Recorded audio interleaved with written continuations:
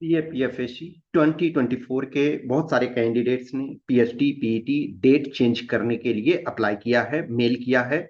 बहुत सारे कैंडिडेट्स ने कॉल भी किया है, जो नंबर दिया हुआ है आईटीबीपी के पास। एक चीज ध्यान रखना कि जो आप कॉल करते हो, तो वो कॉल उनके पास जो एक कॉल सेंटर है, इन द सेंस कि एक ऑफिस है जहां कॉल अटेंड किए जाते हैं, जहां वो एक तरह से मैसेज डिलीवरी सेंटर है। हर जगह जो एक कंट्रोल रूम, बेसिकली फोर्स में उसको कंट्रोल रूम बोलते हैं। तो कंट्रोल रूम में जो इंफॉर्मेशन हायर अथॉरिटी ने उन कंट्रोल रूम के अधिकारियों को, ऑफिसर या इन द सेंस एसओ होते हैं या हेड कांस्टेबल होते हैं, उस आपके वहां बैठे हुए होते हैं, वो मैसेज डिलीवरी करते हैं। तो उनके पास अथॉरिटी नहीं है। जो आप कॉल कर रहे हो उनके पास कोई अथॉरिटी नहीं है, वो मैसेज डिलीवरी सिस्टम है कि यस आपने कॉल किया, उनके पास जो इन्फॉर्मेशन बताया गया वो इन्फॉर्मेशन आपको वो डिलीवर करेंगे। जो कुछ वो जानते हैं वो बताएंगे, लेकिन वो डिसीजन तो नहीं लेंगे। तो जो कैंडिडेट ने अप्लाई किया है उनके लिए अभी बहुत सारे लोग परेशान हैं, बहुत सारे मैसेज किए कि अभी तक कोई रिप्लाई नहीं आया। देखो एक चीज ध्यान रखना कि जो गवर्नमेंट वाला ये सिस्टम होता है, उसमें चीजें जो होता है, हायर अथॉरिटी जब डिसीजन लेते हैं तो एक बार उसमें से बल्क में प्रोसेस होता है। जैसे अब मान के चलो कि for example I don't know ना कि कितने कैंडिडेट्स ने अप्लाई किया। सपोज करो हाइपोथेटिकली एक मैं नंबर लेता हूं कि 200 पीपल ने अप्लाई किया। अब वो देखेंगे कि यस कितने एप्लीकेशन आए हैं चेंज करने के लिए। फिर देखा जाएगा कि यस किनका जेन्यून कंसर्न है। क्योंकि अभी देखोगे कि 2 साल से स्पेसिफिकली लिखा हुआ है कि no change of date and venue will be entertain. अब जो पहले था, इनफैक्ट कोविड के फेज में जैसे 2020 बैच वाले में देखोगे जिनका पीएचडी पीईटी वगैरह, उनको सेंटर चेंज करने के लिए भी मौका दिया गया था। लेकिन अभी यहाँ सिस्टम नहीं है। दूसरी है कि जो प्रोसेस है ये थोड़ा सा स्ट्रिक्ट किए जा रहे हैं।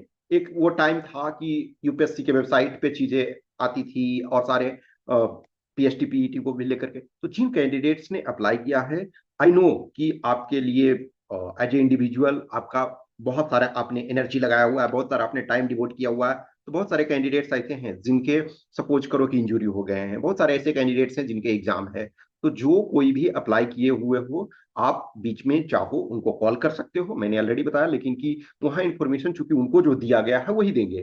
तो जो आप मेल किए हो, तो आपको इंतजार करना पड़ेगा। मे बी आपका जो डिसीजन होगा शायद वेडनेसडे या थर्सडे के आसपास आपको कम्युनिकेट किया जा सकता है, यदि चेंज होता है तो। सिंस उन्होंने पहले लिखा हुआ है कि चेंज को एक्सेप्ट नहीं किया जाएगा, ये आपका राइट नहीं है एक तरह से।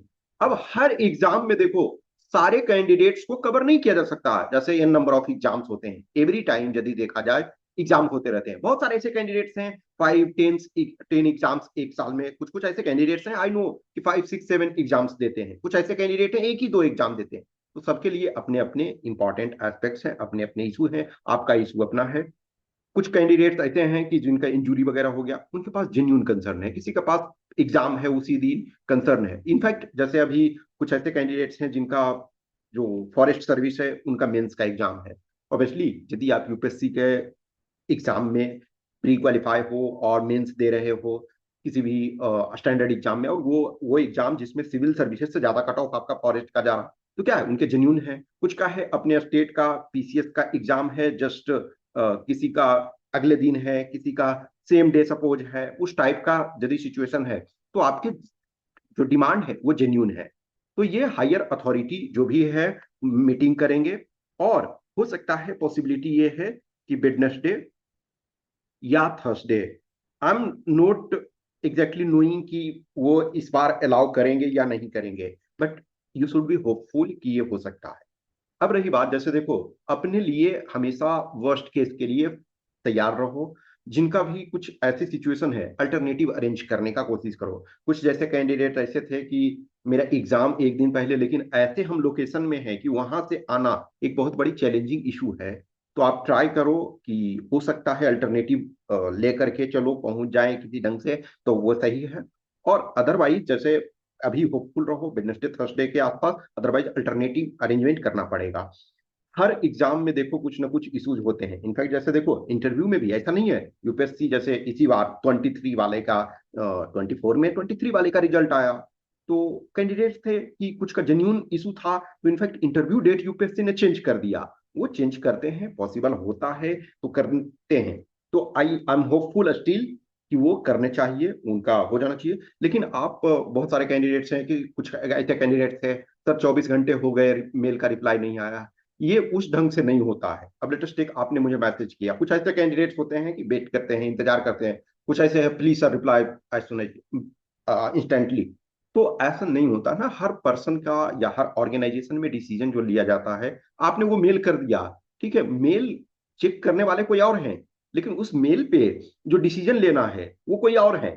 सपोज करो कि मेल उसने पढ़ लिया, यस, जो है उसका रिकॉर्ड मेंटेन करके रखेंगे कि yes this candidate has apply. उसके बाद जो हायर अथॉरिटी होगा उस ढंग से वहां डिसीजन होता है। ये रैंडम नहीं है कि सपोज आपने मुझे मैसेज किया तो मैं थोड़े किसी से पूछूंगा कि इस मैसेज में रिप्लाई। लेट्स टेक एक एग्जांपल के तौर पे कि यदि मैं किसी सबऑर्डिनेट को रखूं कि मेरे मैसेज, जो भी मैसेज कैंडिडेट्स करते हैं उसका रिप्लाई, तो कुछ मैसेज तो होगा वो खुद से कर लेगा, लेकिन कुछ मैसेज होगा यदि मेरे से पूछ करके करना होगा तो क्या होगा कि वो पहले मेरे से पूछेगा, टाइम लेगा, उसके बाद रिप्लाई। लेकिन क्या है, मैं खुद मैसेज का रिप्लाई कर रहा हूँ आपको जो मैसेज करते हो। तो वहाँ सिस्टम में अलग होता है कि सिस्टम में जो आपके मेल को रिप्लाई कर रहे हैं वो कोई अलग है, डिसीजन कोई अलग ले रहे हैं, तो उसमें से टाइम लगता है। आई नो कि एवरी कैंडिडेट का अपना अलग अलग कंसर्न है और हर कैंडिडेट अपना बेस्ट देना चाहते हैं।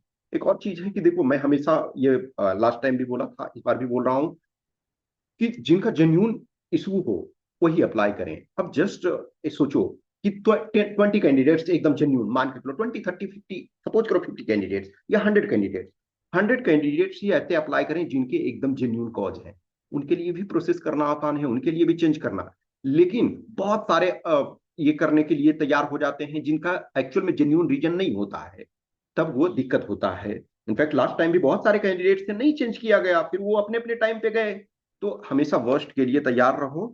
मुझे खुशी होगी कि आपका चेंज हो, जो भी कैंडिडेट्स चाहते हैं अपने आधार पे उनका चेंज हो। जैसे कुछ कैंडिडेट्स प्रीपोन करवाना चाहते हैं, कुछ है पोस्टपोन करवाना चाहते हैं, जिसका जिनका इंजूरी हो गया इसलिए वो पोस्टपोन करवाना चाहेंगे। लेकिन आपका एक विंडो दिया हुआ है, उसी विंडो में एडजस्टेबल हो सकता है तो वो करेंगे। तो इंतजार आपको करना पड़ेगा, हो सकता है वेडनेसडे या थर्सडे को कुछ भी क्वेश्चंस क्यूरी डाउट्स होता है तो आप मैसेज कर सकते हैं। मेरे पास जो इन्फॉर्मेशन मुझे जो लगता है वो मैं आपको डिलीवर करता हूँ। I do not have all information. और मेरे पास मैं ये भी नहीं करना चाहता हूँ कि अननेसेसरी किसी ऑर्गेनाइजेशन में आप जाओ, यहाँ से इन्फॉर्मेशन वहाँ से इन्फॉर्मेशन नहीं। मेरे पास जो इन्फॉर्मेशन पहुँचता है, मेरे पास जो कुछ है वो मैं डिलीवर करने की आपको कोशिश करता हूँ। जैसे ही किसी कैंडिडेट का चेंज होता है, जैसे ही मुझे पता चलता है कि यस कुछ पॉजिटिव आया है इन्फॉर्मेशन, तो मैं आप लोग को जरूर अपडेट करूंगा। Okay, thank you.